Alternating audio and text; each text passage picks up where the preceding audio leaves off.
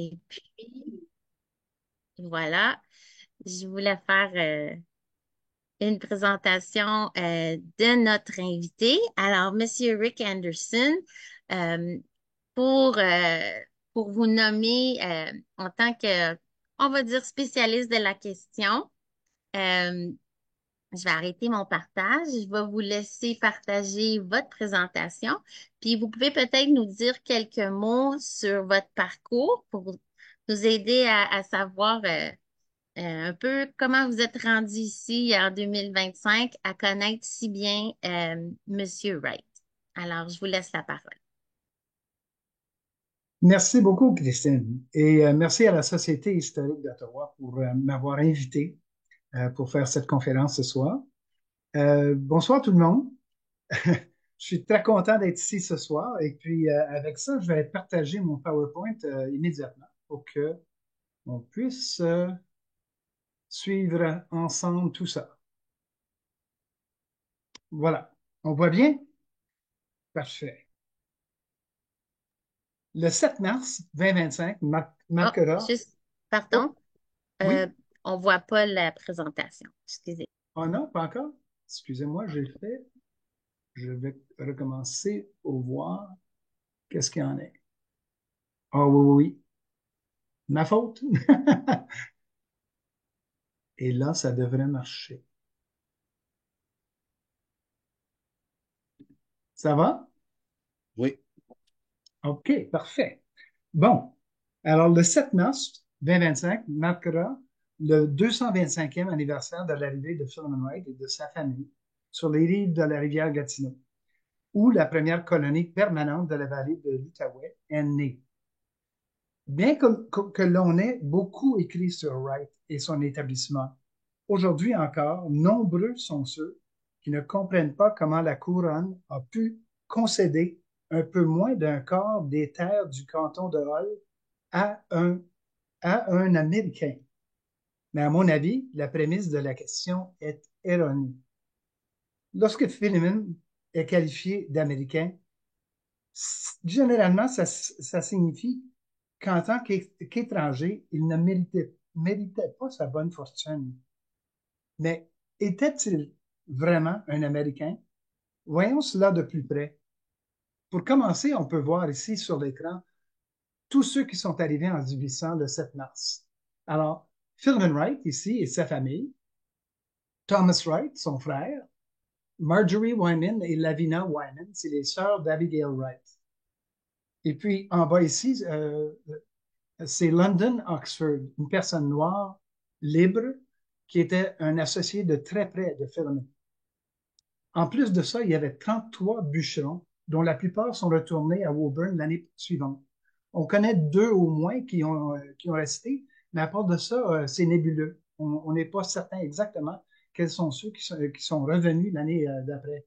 Mais en 1802, Philemon en fait, il a recruté des associés pour pouvoir partager les terrains qui seraient donnés par la couronne.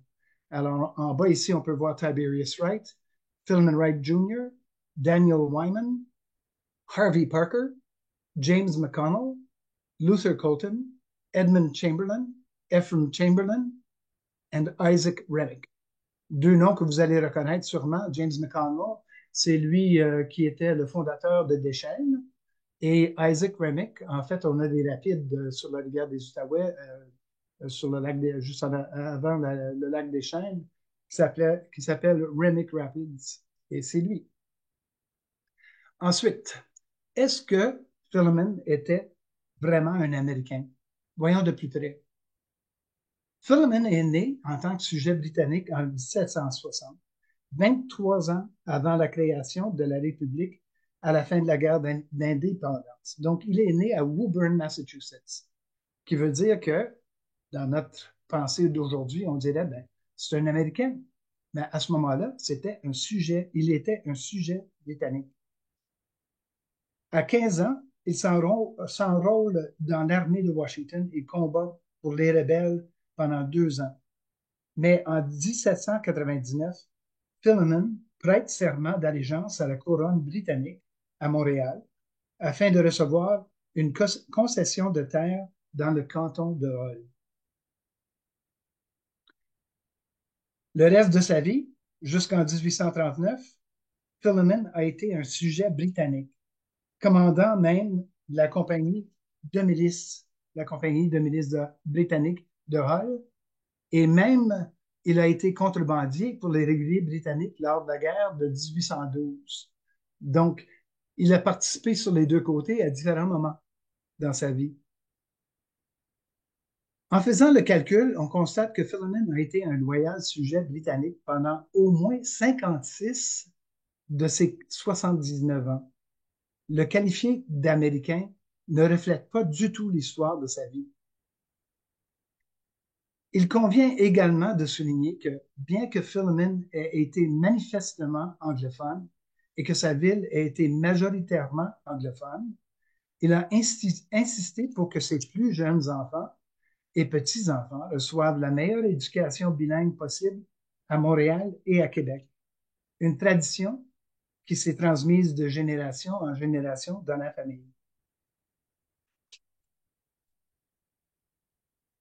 L'histoire de l'établissement colonial ici peut facilement être comprise comme une simple histoire d'opportunisme. Des terres étaient disponibles, les colons ont profité de l'occasion. Cependant, ce qui est ce qui est peut-être moins facile à comprendre, c'est ce qui a motivé les gens à emballer tout ce qu'ils possédaient et vendre leurs propriétés et à se rendre dans cette région complètement sauvage qu'était la vallée de l'Outaouais en 1800 pour s'y établir. Deux circonstances de la vie en Amérique du Nord permettent d'en expliquer pleinement. On estime que la population nord-américaine de la fin du 18e siècle et du début du 19e siècle vivait en grande majorité dans des fermes, 80 à 90 %. La grande majorité de ces fermes faisaient partie ou se trouvaient à proximité des champs de bataille des empires, la guerre de 7 ans, la guerre d'indépendance et la guerre de 1812. Ici, le tableau, on voit la bataille de Lexington, en fait, où la guerre d'indépendance a commencé. Et puis, on peut voir, juste ici à la gauche, on peut voir Wright's Tavern, 19 avril 1775. Cette taverne-là, la taverne de Wright, en fait, était presque identique à la taverne que Wright a construite dans son village. Et Wright, qui était en fait le propriétaire de cette taverne ici à Lexington, c'était un cousin. Un cousin éloigné, mais un cousin quand même.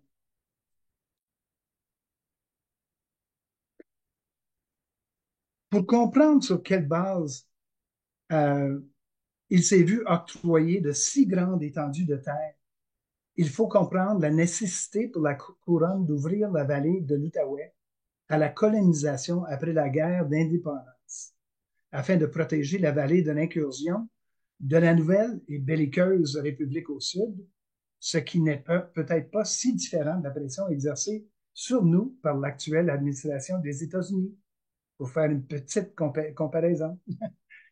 À cette fin, la Couronne a annoncé dans tout le Canada et la Grande-Bretagne un plan de colonisation appelé Leader and Associates Program. Et la nouvelle est rapidement parvenue aux oreilles d'Américains comme Philemon. Le programme de Leader et Associés permettait à tout sujet fidèle de la couronne de se voir octroyer de vastes étendues de terre sous 6 conditions.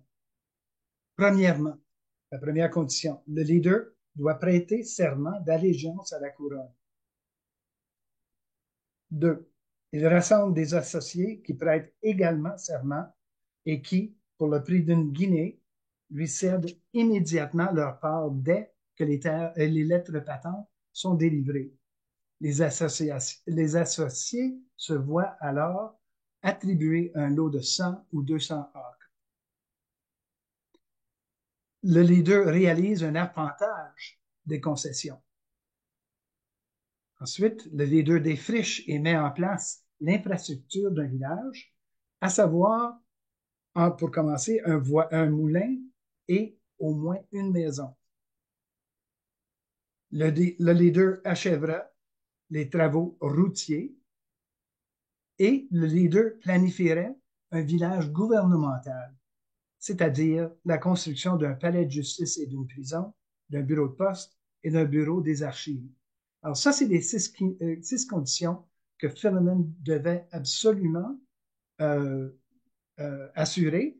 Et en fait, dans toute l'histoire du Canada, du programme des leaders et associés, euh, c'est Philemon qui avait la communauté la plus, on pourrait dire, le plus grand succès du programme des leaders et associés.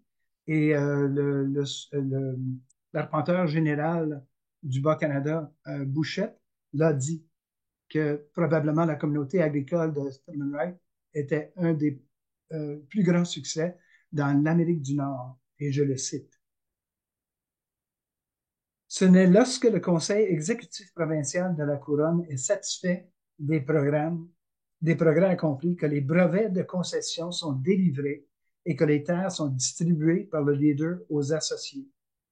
Lorsque cela a été fait en 1806 par l'ordre du gouverneur Sir Robert Milnes, il y avait plus de 20 associés qui occupaient près de 4000 acres. Parmi eux, une famille francophone, la famille de François Loiseau. En 1821, on comptait plus de 100 associés qui occupaient plus de 10 000 acres. Philemon Wright a payé de ses propres deniers pour remplir les conditions du programme et a ainsi reçu, en 1806, les lettres patentes pour plus de 14 000 acres dans le canton. À la fin de sa vie, Philemon s'est vu octroyer 36 978,5 acres dans plusieurs cantons. Qu'en est-il de Philemon et les populations indigènes de la région? Que s'est-il passé lorsque Philemon et ses associés sont arrivés pour créer leur colonie?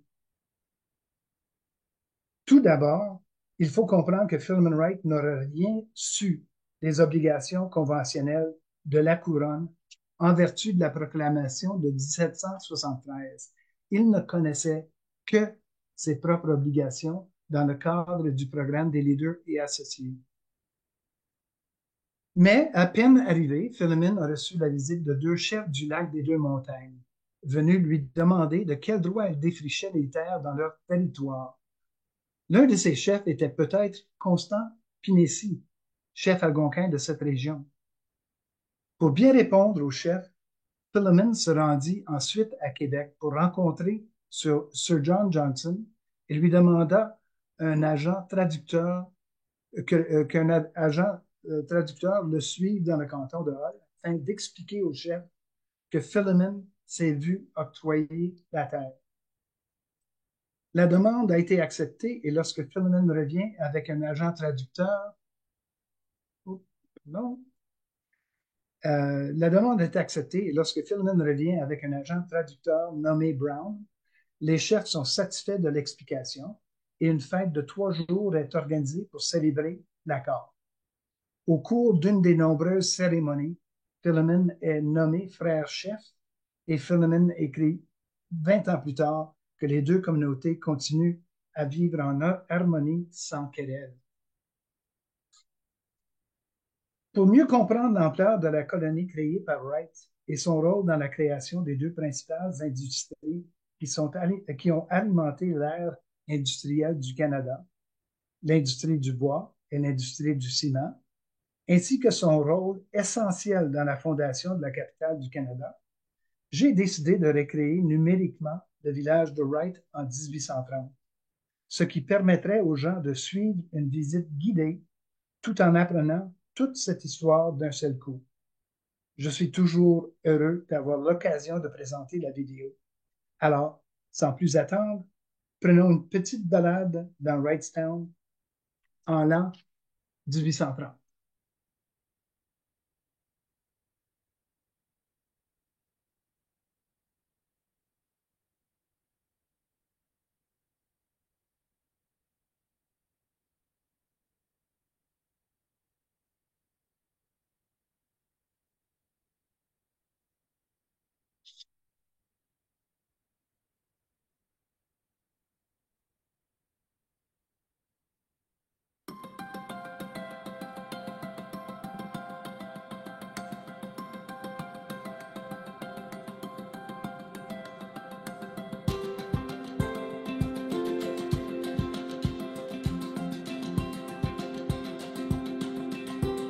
Bonjour, bienvenue à ce promenade virtuelle à Wrightstown en 1830. Je suis Rick Anderson et je serai votre guide.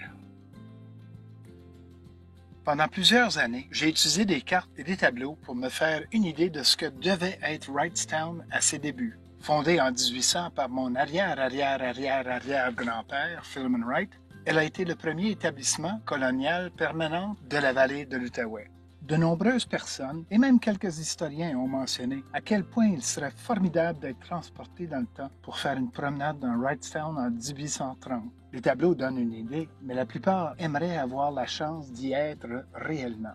J'ai donc décidé d'essayer de rassembler toutes mes recherches et de mettre à profit les compétences rouillées en matière de scénographie de théâtre pour créer cette promenade virtuelle à travers Wrightstown.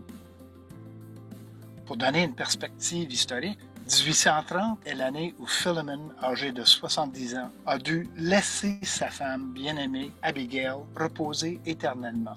Leur fils aîné, Philemon Jr., avait construit tout ce que vous trouvez à Wrightstown avec son père, mais il était également décédé 9 ans auparavant. Ainsi, le vieux squire, comme on l'appelait alors, se retirait des affaires et remettait l'entreprise familiale de Philemon Wright Sons entre les mains de ses 3 autres fils. Avant de commencer notre promenade dans le village, depuis le pont Union, commençons par un survol virtuel du village.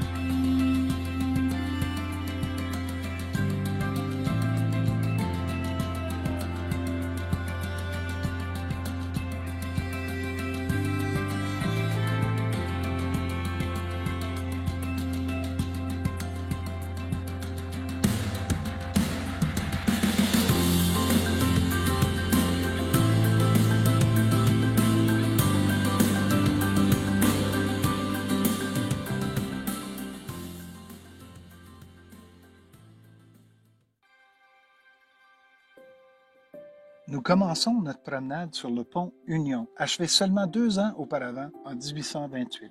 Il a été conçu et nommé par John McTaggart, commis aux travaux du canal Rideau, mais nous le connaissons aujourd'hui sous le nom de pont des Chaudières. En dessous de nous se trouve la grande rivière appelée Kichi-Zibi et juste au-dessus du pont se trouvent les chutes nommées Akikojiwan, ce qui se traduit du langage Anishinaabe par la chaudière bouillante.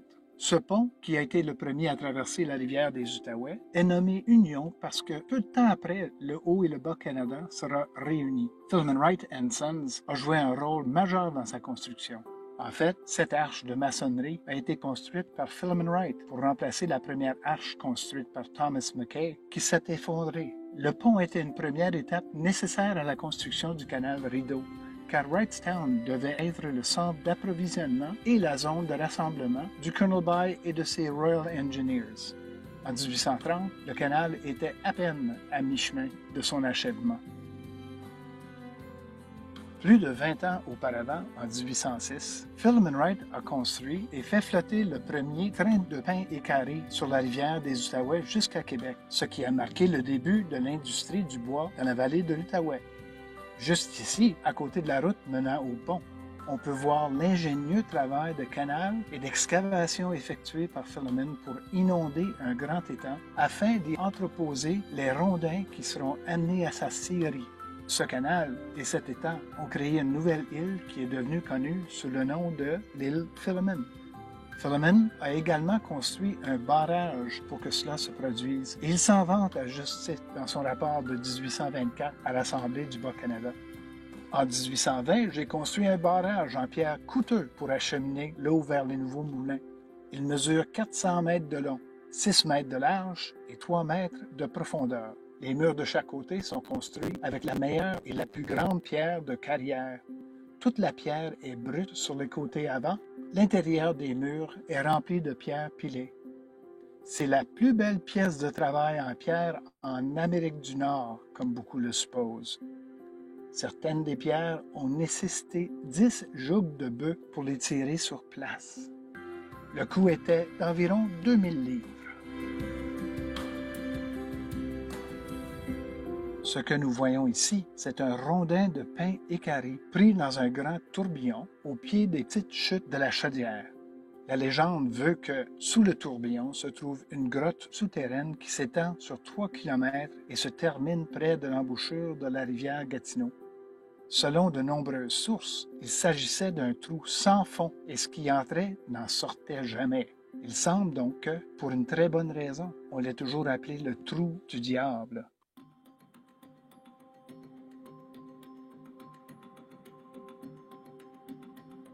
Le village a commencé par la construction de 3 maisons en rondins que nous verrons plus tard, d'une forge et de 3 moulins, une scierie, un moulin à grains et un moulin à chanvre. Bien que Philemon et sa famille aient d'abord vécu à la ferme Gatineau, près de l'étang Columbia, lui et sa femme Abigail avaient toujours prévu de déménager ici près de la chute, à ce qu'il a appelé la ferme Columbia Falls. Dans son rapport, il attribue à son fils Philemon Jr. la tâche de défricher les champs de leur première maison à la ferme Gatineau, de sorte qu'en 1810, il la laisse entre les mains de leur fils aîné. Voici comment Philemon l'a décrite dans son rapport. En 1801, j'ai commencé à défricher le terrain pour ma ferme de Columbia Falls, qui était à l'époque dans son état naturel, pas un seul arbre ou buisson coupé. J'ai également construit une maison en rondins et érigé mes moulins. En 1810, j'ai construit une maison d'habitation et un magasin et j'ai déménagé à cet endroit pour prendre en charge le tout à un coût d'environ 1200 livres. Voici sa maison et son magasin, le premier magasin ici au cœur de Wrightstown. Dépassé la maison et le magasin de Philemon se trouve l'imposant Hôtel Columbia. Encore une fois, je vais laisser Philemon le décrire avec ses propres mots. En 1820, j'ai construit une grande maison appelée l'Hôtel Columbia, de 12 mètres sur 25 mètres avec 4 cheminées et 18 foyers, haute de 3 étages sur la façade. C'est sur une grande échelle, avec 2 belles chambres voûtées et bien finies, peintes et clôturées en avant, avec des sièges et des arbres plantés pour l'hébergement des voyageurs publics. Il m'a coûté environ 2200 livres. John McTaggart a aussi écrit « Le canton de Hull est maintenant devenu une belle station à la mode. Un hôtel splendide a été construit. Les écuries sont bien garnies. Un bateau à vapeur a été mis en marche. Un mode-drapeau et une cloche ont été érigés, tandis qu'un arsenal était rempli de poudre à canon et un magasin richement garni de canons, de mousquets et d'épées. Mais ce n'était pas tout, ni la moitié de tout. On construisait des églises, des chapelles et des écoles, et on rencontrait fréquemment à Hull des prêtres, des chirurgiens, des maîtres d'école et des avocats. En premier, c'était Abigail qui s'est occupée du bien-être spirituel de la population du canton de Hull, en enseignant l'école biblique et en tenant des services dans sa propre maison. Mais en 1823, les habitants du canton décident de construire une véritable église sur un terrain donné par Philemon pour la cause. L'église Saint James est achevée en 1 an. Philemon l'a décrit. Nous avons été principalement employés à la construction d'une église en pierre dans ce village, de 14 mètres sur 21 mètres. La hauteur des murs est de 8 mètres et demi, l'avant ou l'extrémité sud est en pierre bien taillée et d'environ 4 mètres et demi de haut. Le clocher a une hauteur de 37 mètres. Le corps de l'église est bien couvert et la charpente est faite du meilleur pain rouge. Cette année, nous avons défriché suffisamment de terre pour porter la quantité à environ 600 acres pour le village et le bénéfice de l'établissement actuel. Dès le début, Philemon ne pouvait compter que sur lui-même pour s'approvisionner, car le village le plus proche était à 200 km. L'une des premières choses qu'il construit sur la ferme Columbia Falls est un four à chaud afin d'avoir des quantités suffisantes de potasse pour les engrais, de mortier pour la construction, de savon et de lait de chaud. En 1830, Philemon et les fils fournissaient la majeure partie du ciment pour le canal Rideau et 8 fours à chaud étaient en activité pour répondre à la demande. Les archives montrent que Philemon & Sons avait acquis une recette pour le ciment romain à cette époque. Et nous regardons donc au tout début de l'industrie du ciment au Canada. La famille Wright continuera à fabriquer ce qu'elle appelle le Hull Cement à côté de l'île Philemon pendant encore 70 ans. En aval de la rivière, là où se trouve aujourd'hui le Musée d'histoire canadienne, se trouvait le débarcadère des bateaux à vapeur. En 1819, Philemon Jr. s'est associé à Thomas Mears pour construire un bateau à vapeur qui servira à transporter les voyageurs et les marchandises de Grenville à Wrightstown et vice-versa. Le bateau à vapeur Union of the Grand or Ottawa est entré en service en 1823.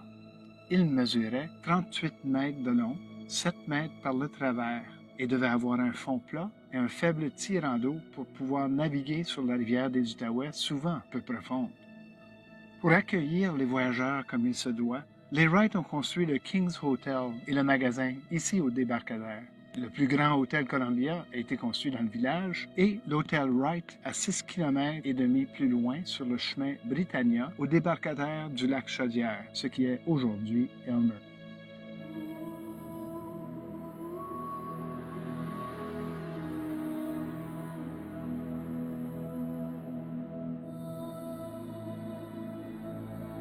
Nous voici de retour dans la commune du village, où nous observons la grande maison en pierre de Tiberius Wright, construite en 1819, et la maison en rondin construite pour les ouvriers de la ferme de Columbia Falls en 1813. Tiberius était le deuxième fils de Philemon et Abigail. Après la mort de son frère aîné, Philemon Jr., Tiberius est devenu le partenaire principal de son père dans l'entreprise familiale. D'après l'apparence de sa maison ici, les Wright se débrouillaient très bien. L'histoire montre cependant que l'argent est toujours rare en raison de la nature des affaires qu'il gère dans un village pionnier. En termes de propriété, c'était une famille très riche.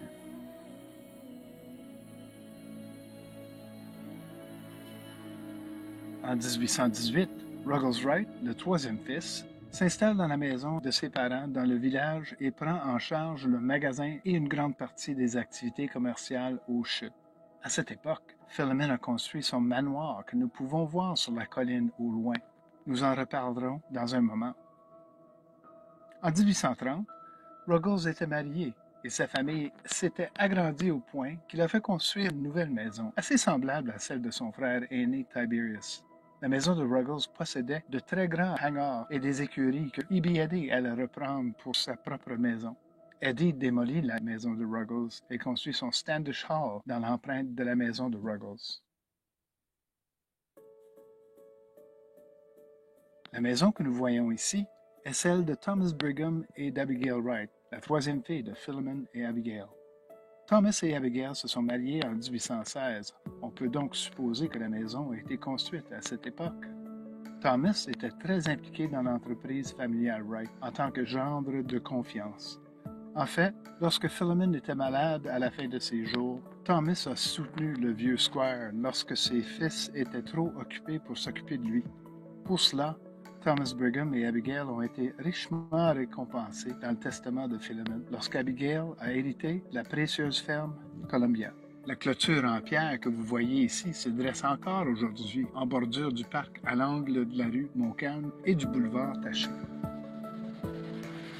Nous allons traverser le ruisseau de la Brasserie et nous devons dire un mot au moins sur son nom. On l'appelle le ruisseau de la Brasserie parce que la brasserie et distillerie de Wright ont été construites juste en aval, en 1813, à l'angle sud-est de la ferme Columbia. C'était l'une des premières distilleries de longue durée au Canada, après celle de John Molson à Montréal. Molson était un ami et un associé de Philemon. Nous voici au manoir de Philemon, que lui-même appelait, en plaisantant, la White House ou la Maison Blanche.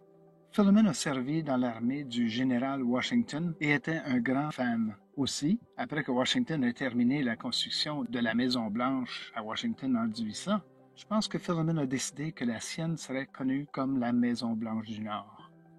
La Maison Blanche de Philemon était vraiment la maison la plus importante du canton pendant des années. Et c'est là que lui et Abigail ont accueilli les gouverneurs et de nombreux hommes d'affaires importants qui allaient façonner le Canada dans les années à venir.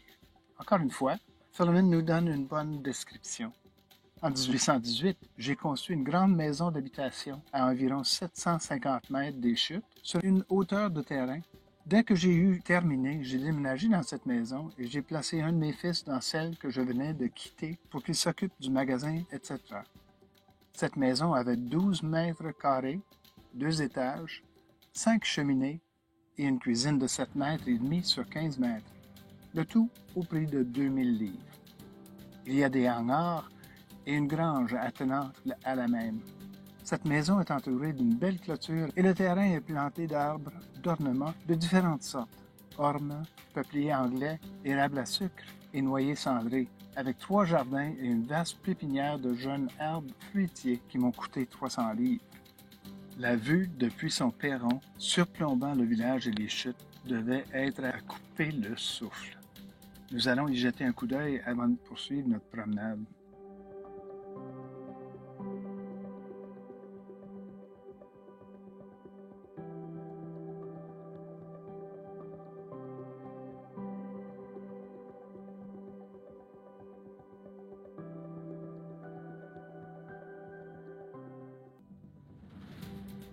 À cet endroit, sur le côté sud de la commune du village, se trouvent les 4 magasins qui servaient les habitants du village.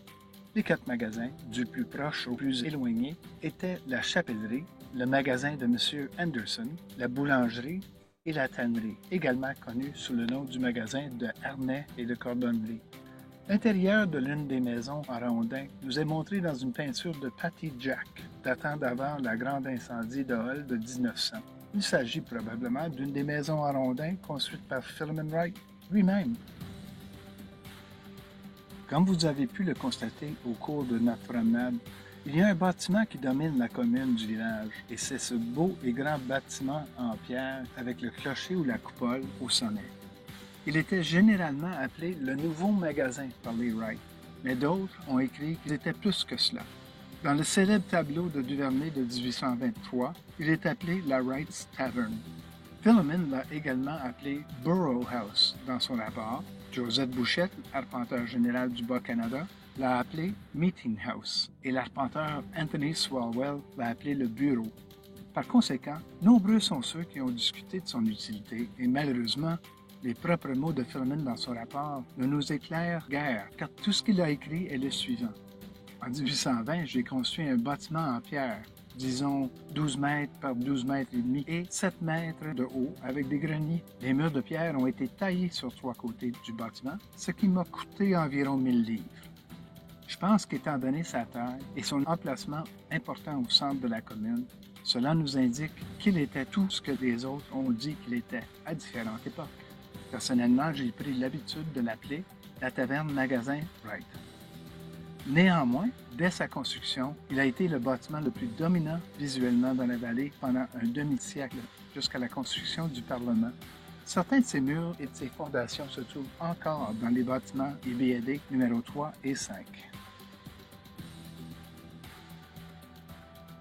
Voici la commune du village. Philemon a grandi dans le Massachusetts et toutes les villes qu'il connaissait avaient une commune sur laquelle on trouvait presque invariablement le Meeting House, ce que Philemon appelait le Borough House, une taverne et généralement l'église. Le village de Philemon a été conçu de la même façon.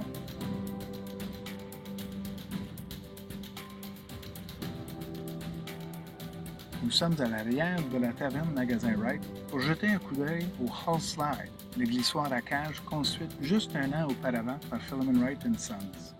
Ruggles avait repris l'idée des canaux à rondins simples de Scandinavie et les avait considérablement élargis pour permettre à une cage de pin équarrie entière de glisser et de contourner les chutes.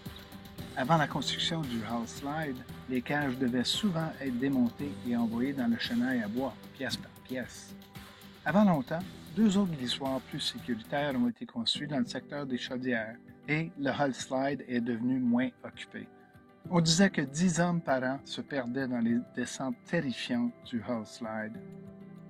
En regardant en amont, on peut voir des cages individuelles ainsi que des trains de bois flottant vers le glissoir.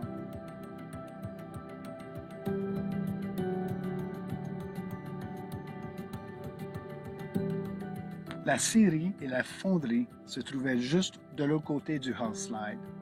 Comme je l'ai dit plus tôt, les moulins à la forge ont été parmi les premières choses construites à Wrightstown parce qu'ils étaient absolument essentiels pour s'en sortir dans cette région sauvage.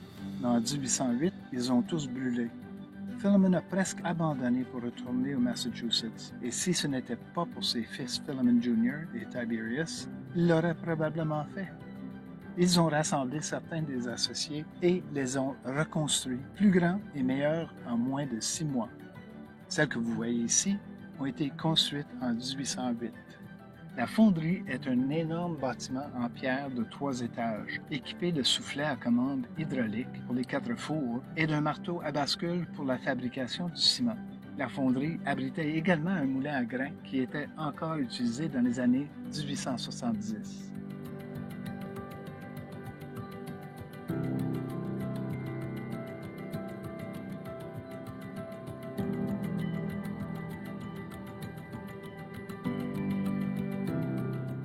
En très peu de temps, le village avait besoin d'un autre moulin à grains, et voici le deuxième.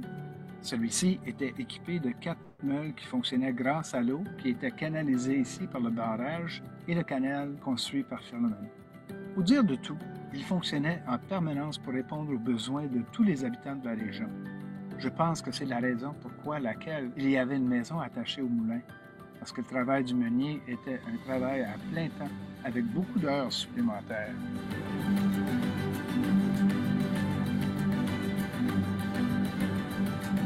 Plus tôt, nous avons entendu la description élogieuse que John McTaggart a faite de l'arsenal que l'on voit ici, et dans laquelle il dit qu'il était rempli de poudre d'épée, de mousquets et de canons. Dès le début, le canton de Hull avait une milice qui enrôlait tous les hommes adultes.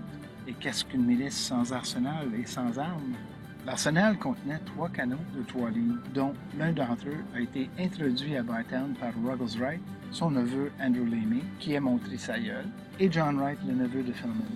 Le canon n'a jamais été utilisé, mais son apparition à Bytown 2 jours après l'émeute du Stony Monday semble avoir eu l'effet d'escompter et avoir calmé les choses dans le village assez anarchique de Bytown. C'est peut-être ce qui a donné lieu à la célèbre expression d'apporter un pistolet à un combat à couteau. Beaucoup ont dit que Philemon n'avait jamais eu l'intention de construire un village ou une ville, qu'il était simplement intéressé par la création d'une communauté agricole, et il y a une part de vérité là-dedans. Mais en 1830, Philemon avait créé un village prospère et bien approvisionné, et les 2 industries les plus importantes de l'ère industrielle du Canada, l'industrie du bois de la vallée de l'Outaouais et l'industrie du ciment. Une anecdote intéressante qui peut être ajoutée à cette histoire est que c'est justement en 1830 que le voyageur et historien Godfrey Ving a visité la vallée de l'Outaouais. Il rencontre Philemon Wright, a plusieurs conversations avec lui, trouve en lui un gentleman fascinant et écrit en 1830, 27 ans avant que le choix ne soit fait pour la capitale du Canada, que Philemon Wright prédit qu'un jour cette région sera la capitale du Canada. Cette promenade virtuelle a été créée à partir des informations contenues dans les cartes, tableaux, images et dossiers commerciaux de Wrightstown que tant de personnes ont créés dans le passé. Mais je ne peux pas m'attendre à ce que vous compreniez exactement où se trouve tout ce que vous avez vu ici. Voici donc un autre survol, cette fois-ci dans le monde d'aujourd'hui et qui devrait vous situer. Je veux aussi que vous imaginiez à quel point Philemon serait satisfait que sa prédiction se soit réalisée dans la plénitude des temps. Merci d'avoir regardé et j'espère que vous avez apprécié notre promenade.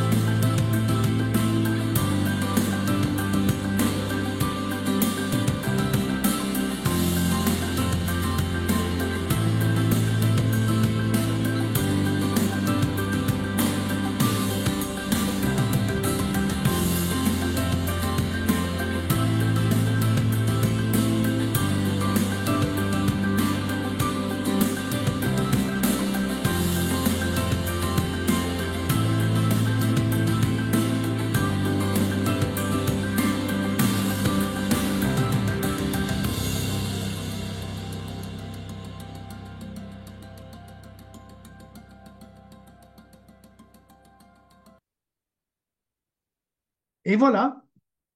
Alors, c'est la fin de la présentation. Et puis, en fait, je vais remettre, excuse-moi, je vais remettre la dernière page parce que d'après moi, c'est quand même important de voir quelques petites affaires. Excusez-moi un instant, le voilà. Alors, mes deux livres, si vous êtes intéressés, peuvent être achetés en ligne très facilement. Ça peut arriver à votre maison. C'est Chronique de la capitale en français, en anglais et en livre numérique. Euh, le deuxième livre que j'ai écrit est en anglais seulement, Walking in the Footsteps of Philemon Wright, et c'est disponible à www.capitalchronicles.ca. Et la vidéo est toujours là, Capital Chronicles. On peut voir la vidéo complète sur, en ligne à cet endroit. Alors maintenant, c'est ouvert complètement aux questions, si vous en avez. Ah, merci. Quelle conférence. Merci beaucoup. On a la tête remplie d'informations. On revient en 2025 dans la neige, dans la slush. Mais c'était super.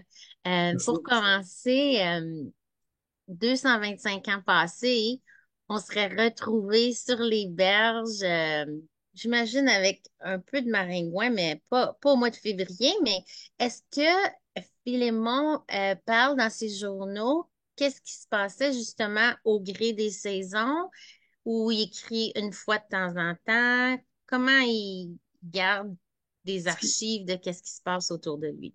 ce qui est très intéressant à cet égard, c'est le fait que Philemon, euh, il décrit quand il est arrivé ici en 1800.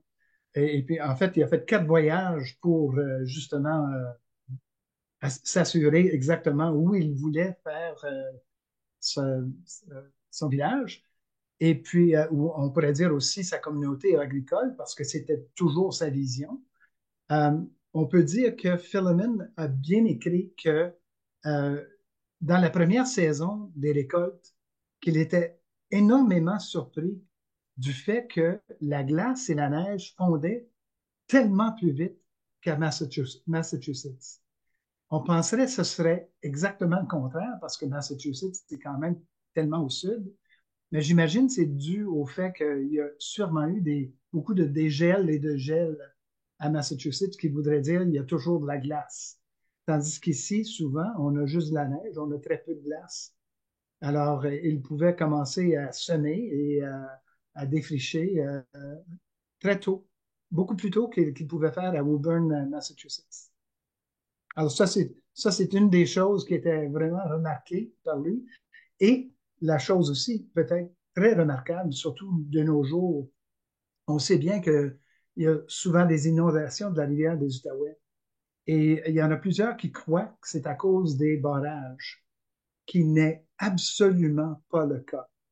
La rivière des Outaouais s'est toujours inondée de la même façon depuis le temps qu'on a des rapports écrits du temps de Philemon Wright. Et puis, il raconte que, par exemple, aux chutes des Chaudières, c'était absolument impossible de flotter des billots par-dessus des chutes parce qu'il n'y avait pas assez d'eau. Il n'y avait pas assez dans les canaux, les canals, les chenilles. Ils ne pouvaient pas flotter des radeaux. Donc, c'était très difficile. Une fois que le printemps était passé, c'était très difficile de faire flotter les grands billots de pain et carré. Alors, ça, c'est les deux choses qu'on peut comparer, même à ces jours ici. Ouais, super. Puis, j'inviterais aux gens qui ont des questions à la maison de les envoyer ou de les écrire simplement dans le chat. Puis, je veux faire du pouce sur une personne que vous avez mentionnée dans la présentation, c'est Monsieur John Johnson. Est-ce que ce serait le même de Johnstown, qui est Cornwall aujourd'hui? Est-ce que on parle du Oui, même? John Johnson était un homme très important dans la guerre d'indépendance. Il était un loyaliste. Il était né aux États, on pourrait dire en Amérique, mais comme sujet loyal britannique. Il est arrivé au Canada et évidemment, il y avait beaucoup de terres aux États-Unis. Et puis, ce John Johnson était un héros aussi qui a en fait, il a sauvé beaucoup de vies. On pourrait dire sauvé beaucoup de personnes qui auraient probablement, qui auront probablement été mis à mort parce qu'ils étaient justement des agents de l'armée britannique aux États-Unis. Alors, pendant la guerre d'indépendance, ce qui arrivait souvent, il y avait une pendaison quand on apprenait que tu aidais l'ennemi. Alors, Sir John Johnson est reconnu pour avoir sauvé beaucoup.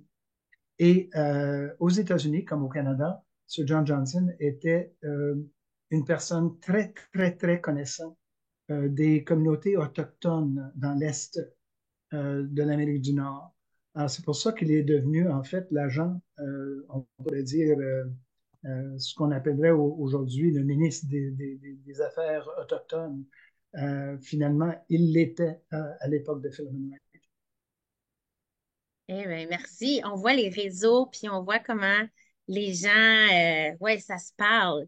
Ah oui. Euh, je veux vous partager, il y a beaucoup de commentaires qui rentrent justement comment la conférence est excellente, comment c'est impressionnant de voir justement qu'est-ce qui commence en 1830 qui est déjà là. Une première question de Jean-Pierre Knight, justement, c'est est-ce que vous pouvez élaborer sur les écritures de sa petite fille? Euh, Est-ce que vous êtes au courant? Le loup blanc qui parle du loup blanc. Du loup blanc? Oui, elle a appelé Philémon Wright le loup blanc. Ah, je pense que en fait, je ne connais pas du tout cette, OK, ce texte-là, mais ça se peut qu'il parle de on pourrait dire l'arrière-petite-fille. C'est la OK, petite-fille de Ruggles Wright qui a écrit le chef blanc. Le chef blanc, euh, the White Chief of the Ottawa, en fait, le chef blanc de l'Outaouais, on pourrait dire. The White Chief of the Ottawa. Puis ça, elle s'appelait Bertha Carr Harris Wright. Donc, elle était mariée à Bertha Wright Carr Harris, je devrais dire. Elle était mariée à Monsieur Carr Harris, mais son nom de fille était Wright. Et puis, elle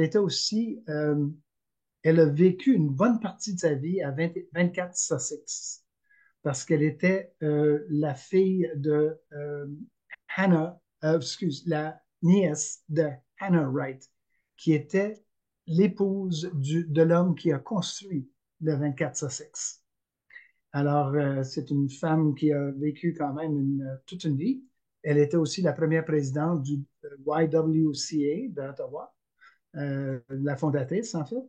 Et puis, elle est reconnue pour avoir arrêté une émeute à Hull, une émeute de travailleurs. Alors, elle était beaucoup la championne des dames, des filles, pas des allumatières comme telles, mais les allumatières sont impliquées là-dedans.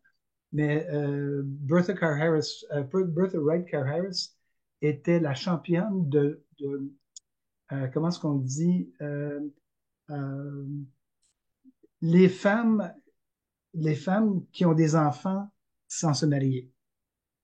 À l'époque, ah, c'était des femmes oubliées et des femmes appauvries.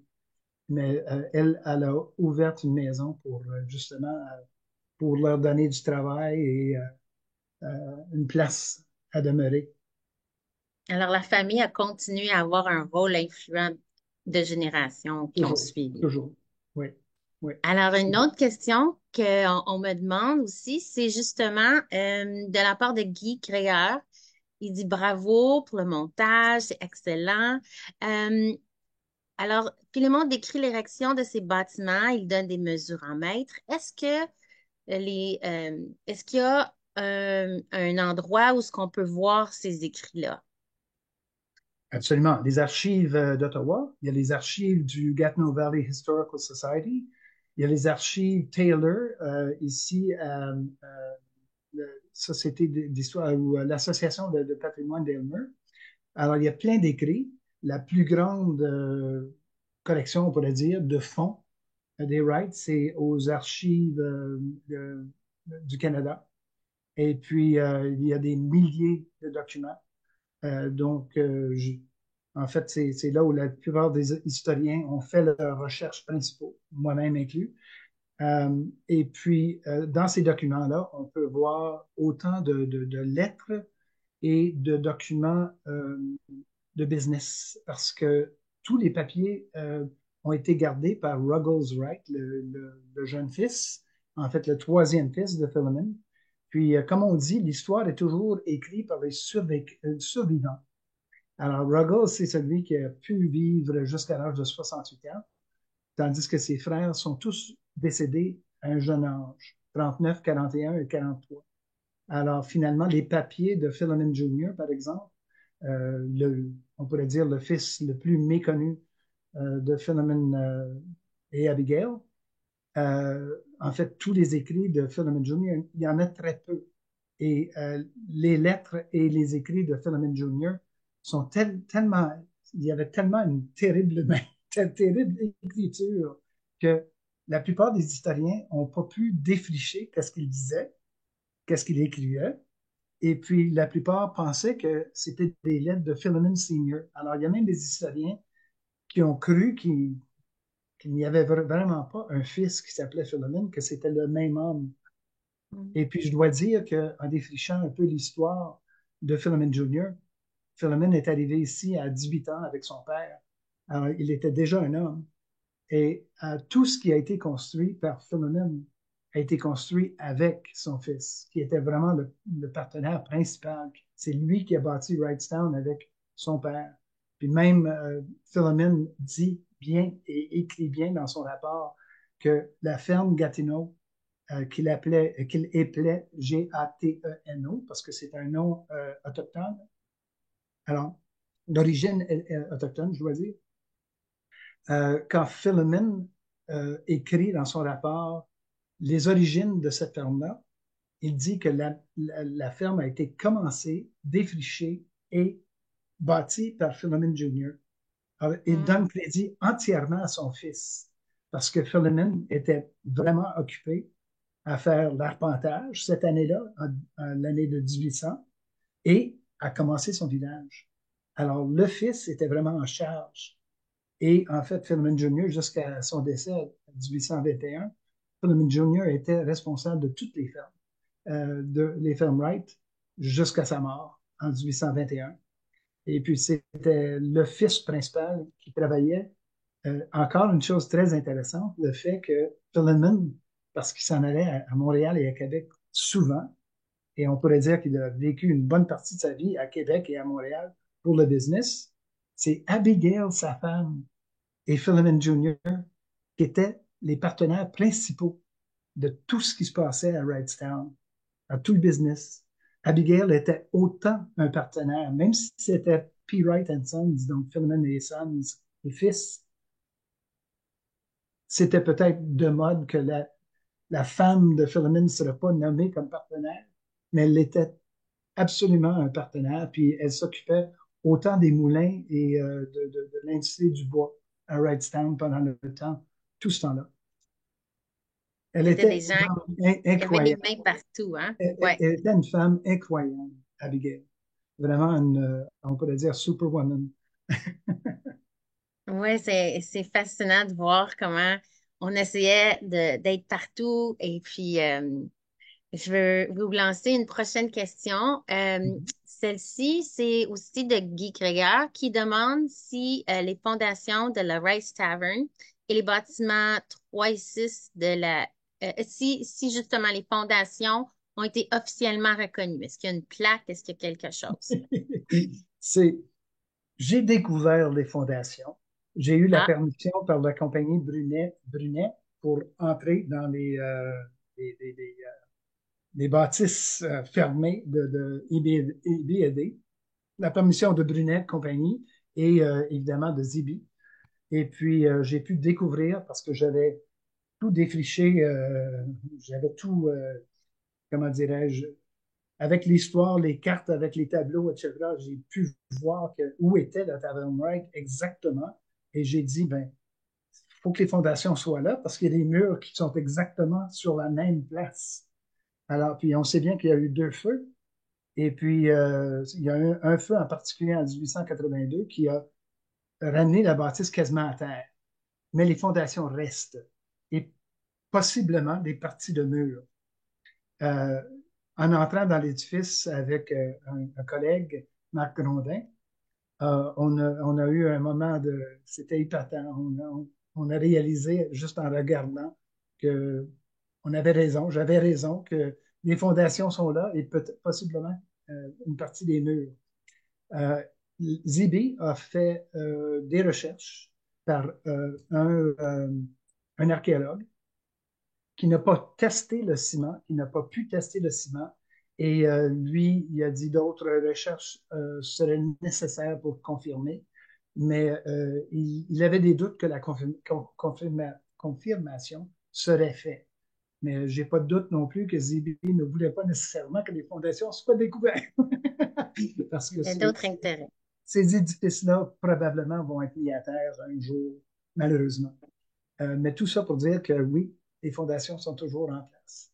On peut voir, Eh, en fait, sur mon site web, Capital Chronicles, Chronique de la capitale, il y a un blog où je parle de l'archéologie curieuse de la capitale nationale. Et mhm. justement, je décris complètement la découverte de ces fondations et on peut voir des photos qui indiquent que, euh, comment dirais-je, l'archéologue, il n'a pas raison et j'ai entièrement raison. Il y a toujours plus qu'une version de l'histoire et on accepte toutes les versions. Justement. Ex- Exact. Et puis, on a des félicitations pour vos livres, ils sont consultés, on vous remercie. Et que la vidéo, c'est un autre niveau, là. On peut voir, puis Isabelle Regout nous dit, la vidéo de Monsieur Anderson qui nous plonge dans la Wrightstown des années 30 est absolument fascinante. Alors, encore un autre beau merci. Peut-être une autre question un peu intéressante. On n'a pas touché la question du canal Rideau.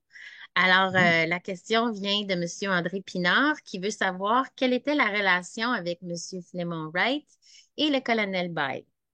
Ben, c'était, premièrement, avant que le pont soit construit et pendant le temps que Bytown restait toujours un forêt sauvage, complètement avec aucun édifice, Colonel By et le Lord Dalhousie, le gouverneur, sont arrivés à Wrightstown justement pour faire la planification.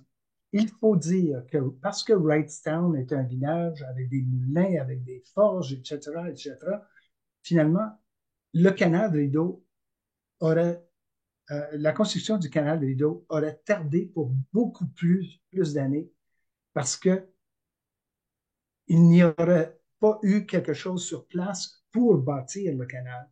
Le simple fait que Wrightstown était déjà un village avec tout ce qu'il fallait, même avec des places où les officiers et les soldats et tous les ingénieurs pouvaient vivre, finalement, c'est ça qui a accéléré beaucoup la construction. Et puis, ils ont commencé par la construction du pont Union pour amener justement la nourriture ainsi que le ciment, les pierres, etc., euh, pour l'amener l'autre bord de la rivière. Alors, ils ont commencé avec le pont. Alors, ça veut dire que tout simplement, pour commencer, sans Wrightstown, tu n'as pas Bytown. Alors, est-ce qu'on aurait eu le capital national à cet endroit? On ne le sait pas. On ne peut pas savoir. Et est-ce que le canal de Rideau aurait été construit? Ben, on sait bien dans l'histoire que une fois que le canal a été construit, déjà les trains ont commencé très peu après, les trains ont commencé à faire leur chemin, les trains à vapeur, et le canal est devenu désuet. Alors, tout ça pour dire que si le projet du canal aurait tardé, il y a une très bonne chance que le canal Rideau n'aurait jamais été construit. Ça, c'est la première des choses. Deuxième des choses, c'est le fait que, parce que Wright était déjà dans la manufacture il y avait déjà une cimenterie, il y avait déjà en place la possibilité de faire du ciment. Ça voulait dire que le Colonel Bide ne devait pas aller jusqu'à l'Angleterre pour aller chercher des barils de ciment, ce qu'il a dû faire au tout début. Dans très peu de temps, quand il a commencé le canal de Rideau, Wright a commencé avec, il y avait 4 fours à chaud. Et puis, le moment que le canal de Rideau commence, il a doublé ça. Il avait 8. Alors, le ciment commençait à se produire très rapidement. et pour le canal, pour tous les besoins du canal, surtout à Bytown. Et puis, en plus de ça, on pourrait dire que euh, Wright, avec ses connaissances de construction, on a vu le grand barrage qu'il a construit à Wrightstown. Sa façon de construire, en fait, était utilisée par les Royal Engineers pour construire au moins deux barrages. Puis c'était les barrages les plus importants du canal de Rideau, celui à Dow's Lake et celui à Hog's Back. Alors ça, Oui. c'est les deux grands barrages. En fait, les Royal Engineers ont construit un barrage à Hog's Back et le barrage s'est effondré le printemps suivant. Alors, c'est là que Colonel Bay a dit, écoute, on va aller chercher notre ami Philemon Wright qui va construire un barrage qui va durer. Ce barrage-là dure encore. Il y a des Hmm. parties de ce barrage qui sont encore en place. Alors, la question qui me chicote, c'est de savoir, est-ce que Philemon Wright faisait partie des francs-maçons au Massachusetts et a amené son réseau, si on peut dire, ses connaissances de francs-maçons? Oui, absolument. Il était, en fait, le franc-maçon, comment est-ce qu'on dit, et, le franc-maçon principal, on pourrait dire, dans la hall de maçonnerie, de franc-maçonnerie à Hull, qui était bâtie en 1813, si je ne me trompe pas. En 1813, En les 1813. Donc, francs-maçons. il y avait au moins une maison, puis probablement construite en pièces, étant donné que c'était des francs-maçons. Mais euh, de ça, il y a plusieurs qui ont essayé de dire aussi que ben, s'il était franc-maçon, il était sûrement orangiste. Et pas du tout, pas le cas. Il n'y a jamais eu un temple d'orangiste sur le côté du Bas-Canada. Philemon Wright n'était pas du tout orangiste.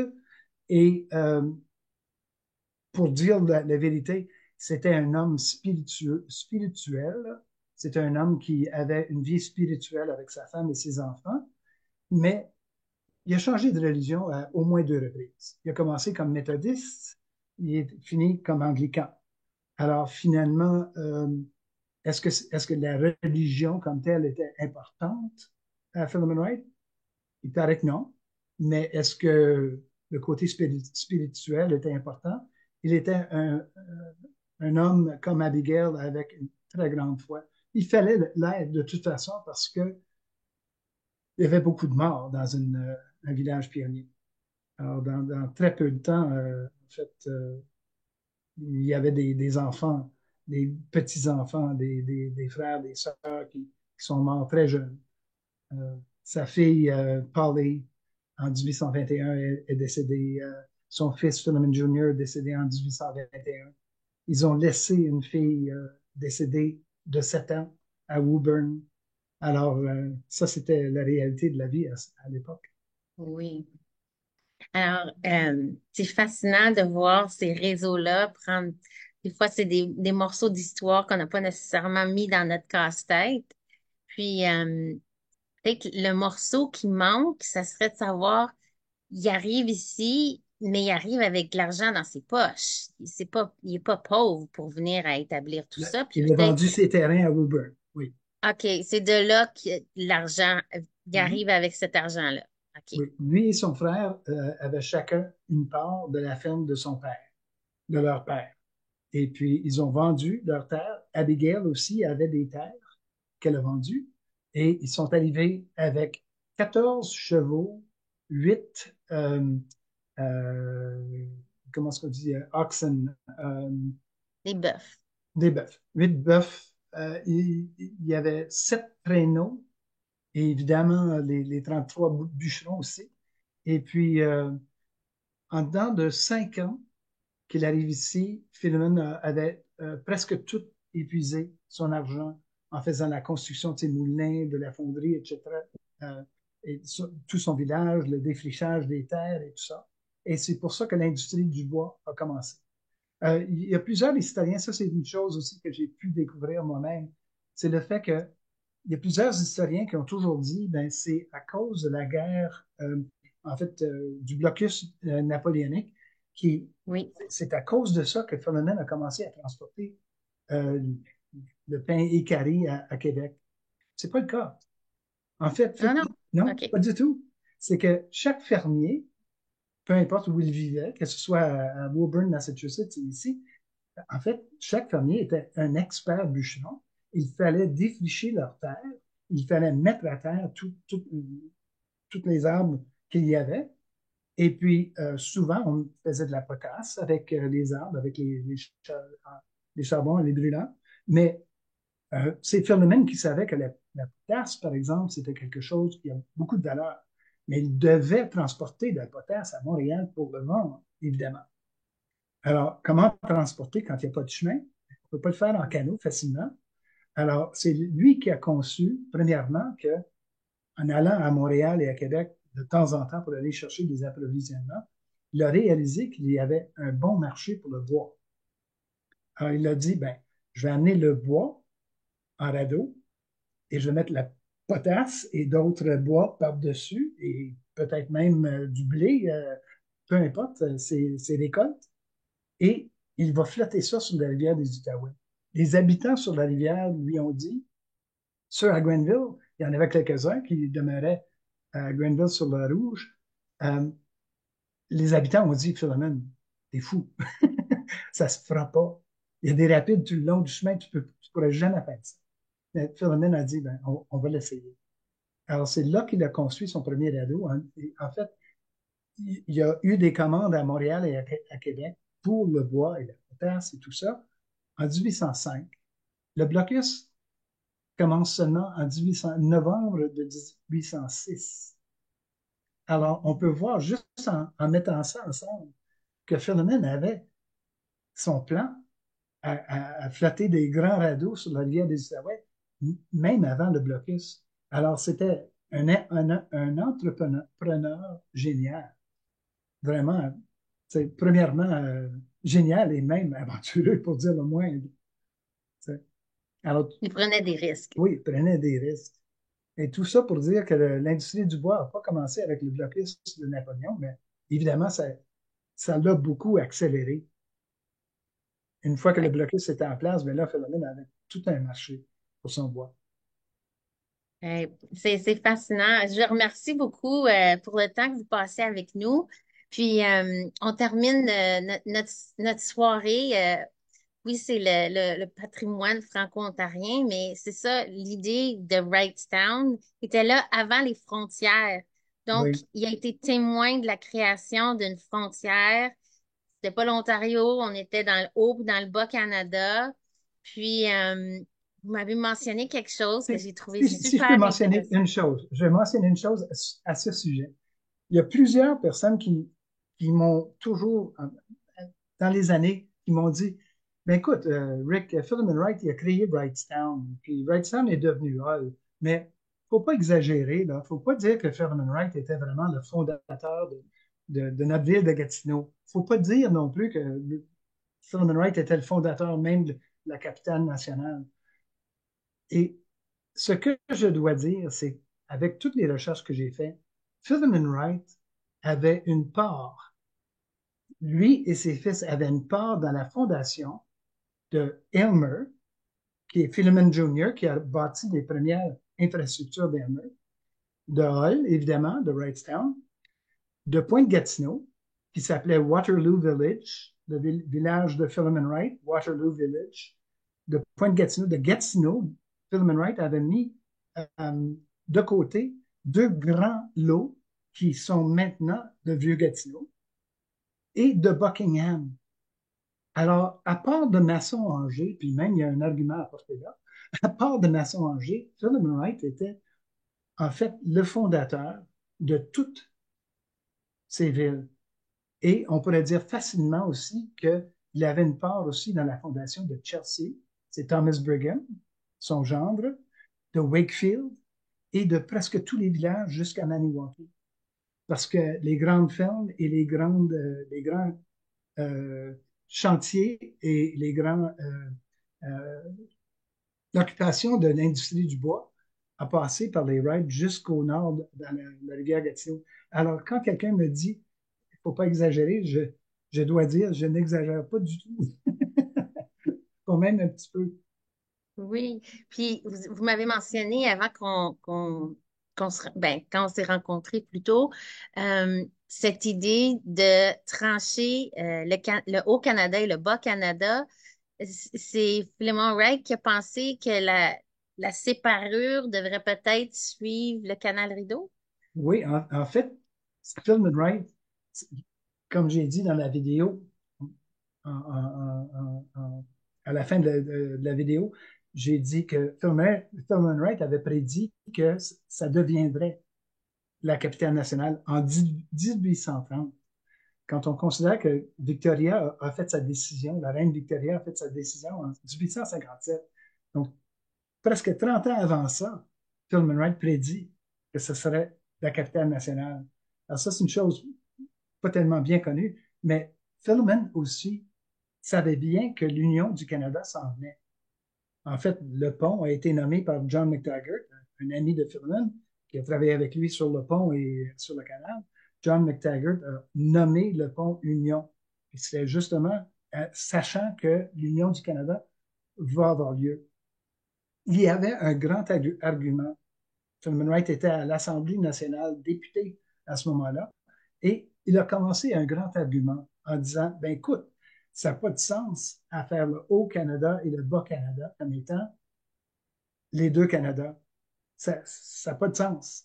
On peut avoir des ponts, on a déjà un, on peut avoir plein de ponts, puis qui va quand même faire l'union du Canada, mais si une division doit se faire, Philman Wright a dit, sur le côté culturel, pour ne pas isoler les francophones ni les anglophones, ça a seulement du sens si on fait une frontière qui descend la rivière Gatineau et qui descend la rivière Rideau jusqu'au fleuve Saint-Laurent. Parce que sur le côté est de tout ça, c'est les francophones, c'est plutôt francophone, on pourrait dire, et sur le côté ouest, c'est plutôt anglophone. Alors voilà, quand on regarde la division d'aujourd'hui, puis on dit les gens de l'Est Ontario, comment les francophones, les communautés franco-ontariennes sont tellement isolées, et comment les anglophones de l'Outaouais sont tellement isolés. Finalement, c'est à cause de cette division-là qu'au point de vue culturel, au moins, n'avait pas de sens. Mais Philemon Wright lui-même a dit, ça a plus de sens de faire la division nord-sud au lieu de le faire Mm. est-ouest. Mm. Moi, puis, Je trouve ça intéressant parce qu'il était, j'ai pas une opinion là-dessus, plus que de dire que c'était quand même un bon argument. ouais, il était avant son temps pour certaines Oui, choses, certains. oui, définitivement. Oui. Alors, je voulais vous remercier énormément. Ça conclut notre rencontre. On a eu un dernier mot, justement. Monsieur Jean-Pierre Knight nous a écrit le nom de cette petite fille, Bertha Wright Carr Harris, et The Mhm. White Chief of the Ottawa. C'est ça. Euh, alors, c'est là pour ceux qui sont intéressés. Fascinant, intéressant. Je vais encourager tout le monde qui ont d'autres questions d'aller justement voir vos livres, aller visiter votre blog et puis que vous soyez invités dans différentes communautés. C'est très pertinent pour le 225e anniversaire de l'arrivée dans la région de l'Outaouais. Et puis, ça continue encore aujourd'hui à nous épater parce que c'est quelque chose qui reste à découvrir. Merci beaucoup, Christine. C'était vraiment un grand Merci, plaisir. merci. Alors, j'invite tout le monde s'ils peuvent se déplacer samedi pour la prochaine rencontre avec la Société d'historique d'Ottawa. Et puis sinon, ben, la prochaine rencontre en conférence virtuelle aura lieu le 25 mars. Alors, bonne soirée, merci, à la prochaine. Soirée.